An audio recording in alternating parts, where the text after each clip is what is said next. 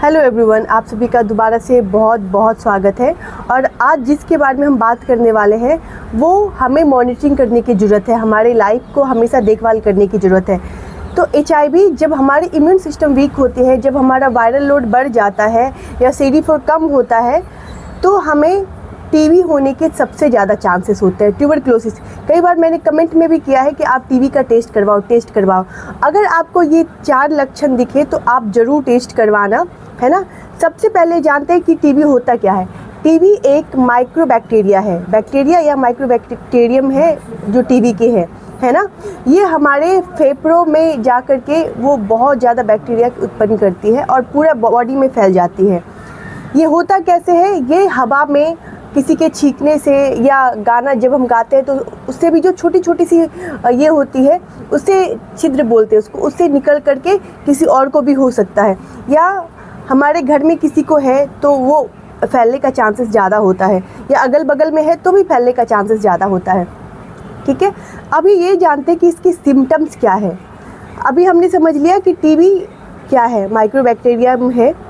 इसके सिम्टम ये है, जनरल लोगों में HIV के सिम्टम्स अलग होते हैं, लेकिन HIV में जो सिम्टम है, ड्यूरेशन बोलते हैं, वो अलग है ना, जो हमें शायद हम नहीं जानते या हमें पता नहीं होता है।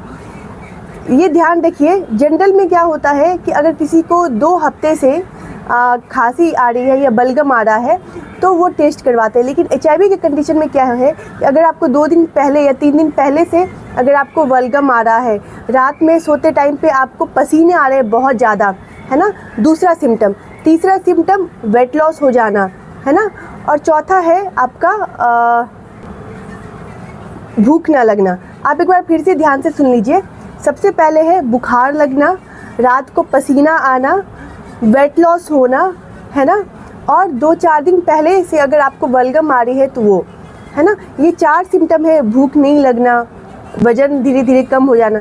ये सारे सिम्टम जो है ये टीबी के होते हैं। और जिनको HIV है उनका 70% टीबी होने का चांसेस होता है ना। जब आप ART सेंटर जाओगे तो आपको IPT मेडिसिन चलाया जाता है, आइसोनियाजाइड प्रिवेंटिव थेरेपी, ताकि आपको टीबी ना हो, है ना।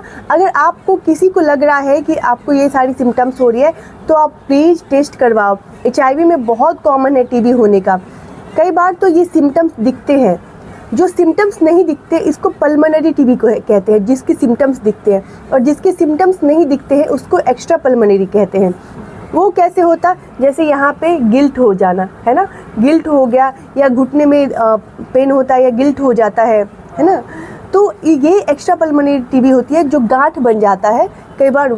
तो ऐसे में जब वो इंजेक्शन से उसमें से मवाद लेते हैं और फिर उसको टेस्ट करते तो पता चलता है। हमारे घर में 2-3 लोगों को हुआ है, तो मैं टीबी को बहुत करीब से जानती हूँ।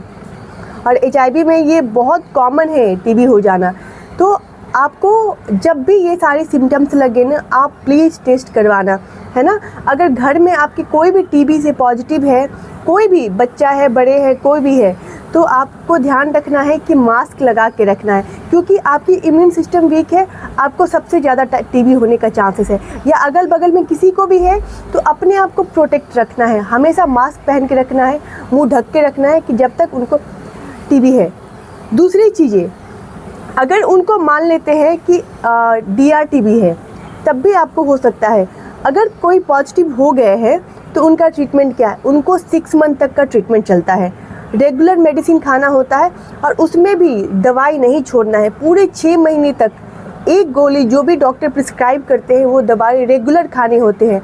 अगर आप दवा छोड़ देते हैं तो आपको दोबारा से टीबी हो जाएगा, और वो नॉर्मल टीबी नहीं होगी, वो ड्रग रेसिस्टेंट टीबी होती है, जो उससे भी ज़्यादा खतरनाक है। उसका 6 महीना ट्रीटमेंट नहीं चलता है, उसके 9 मंथ ट्रीटमेंट चलते हैं।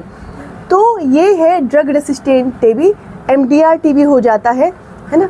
सो ये टीबी के अलग अलग है। अगर आप किन्हीं को भी अगर लक्षण दिख रहा है तो आप इनमें से, तो आप ज़रूर हमें कमेंट करना, मैं आपको गाइड करूँगी कि आपको टीबी है या नहीं।